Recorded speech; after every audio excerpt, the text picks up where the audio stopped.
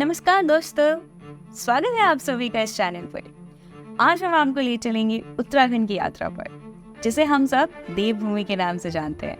लेकिन क्या आप जानते हैं, उत्तराखंड सिर्फ एक धार्मिक स्थल नहीं है, बल्कि इसके भूगोल, इतिहास, अर्थव्यवस्था और संस्कृति में छिपे हैं अनगिनत रहस्य। आज हम जानेंगे उन अनसुनी कहानियों को जो उत्तराखंड को वास्तव में अद्वितीय बनाती हैं। तो चलिए इस रोमांचक सफर की शुरुआत करते हैं।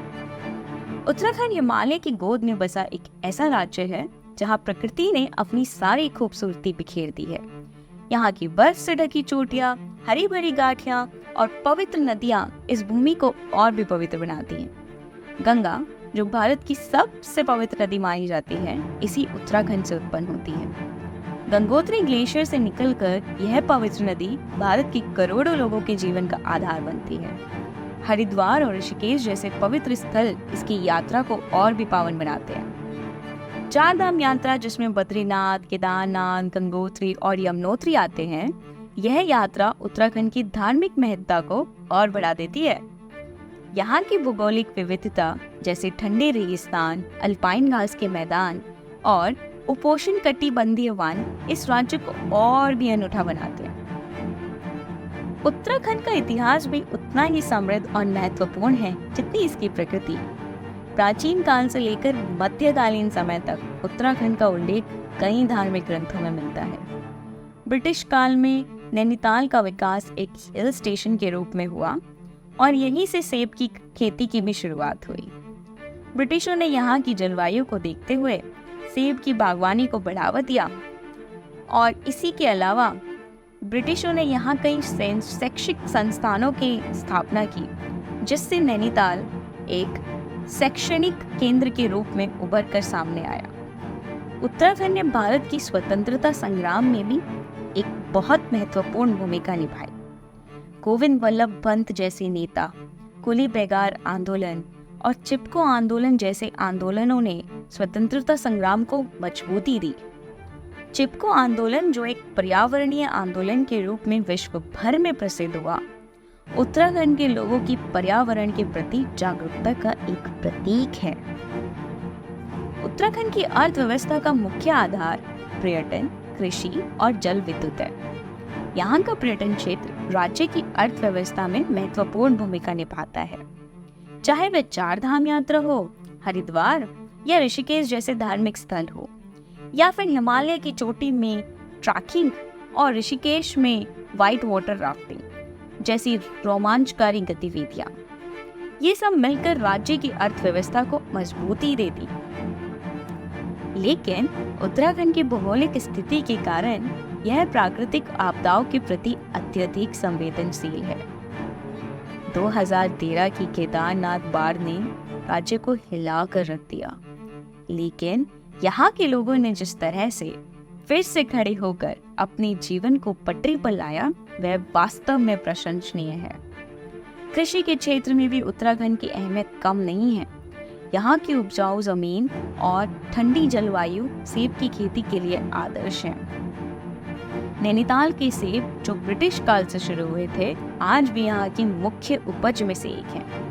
इसके अलावा देहरादून का बासमती चावल, कुमायूं और गढ़वाल की जड़ी बूटियां और मसाले यहाँ की कृषि अर्थव्यवस्था का मुख्य आधार है। उत्तराखंड के कई उत्पादों को जीआई टैग प्राप्त है, जैसे कुमायूं का चिवड़ा तेल और टेहरी का बुरांश का जूस, जो राज्य को एक अनूठी पहचान देते हैं। उत्तराखंड का भारत की कुल जीडीपी में भी एक महत्वपूर्ण योगदान है। पर्यटन, कृषि और जल विद्युत परियोजनाओं के माध्यम से यह राज्य भारतीय अर्थव्यवस्था में अपना एक महत्वपूर्ण योगदान देता है। उत्तराखंड की भौगोलिक स्थिति इसे प्राकृतिक आपदाओं के प्रति अत्यधिक संवेदनशील बनाती है। भूकंप, बाढ़ और भूस्खलन जैसी आपदाओं यहाँ अक्सर देखने को मिलती है। 2013 की केदारनाथ बाढ़, जिसने हजारों लोगों की जान ली और राज्य की संरचना को गंभीर रूप से प्रभावित किया, उत्तराखंड के इतिहास में एक काला अध्याय। लेकिन यहाँ के लोगों ने जिस प्रकार से इस आपदा के बाद अपने जीवन को फिर से पटरी पर लाया, वह वास्तव में एक मिसाल है। सरकार और स्थानीय समुदायों ने मिलकर आपदा प्रबंधन, पुनर्वास और पुनर्निर्माण के प्रयासों में महत्वपूर्ण भूमिका निभाई। उत्तराखंड का प्रशासनिक ढांचा 13 जिलों में बटा हुआ है, जो गढ़वाल और कुमायूं क्षेत्रों में विभाजित है। इन जिलों की अपनी अपनी खासियत है, जो राज्य की विविधता को दर्शाती है। आइए जानते हैं कुछ जिलों के बारे में। देहरादून, जो राज्य की राजधानी है, एक प्रमुख शैक्षणिक और प्रशासनिक केंद्र है।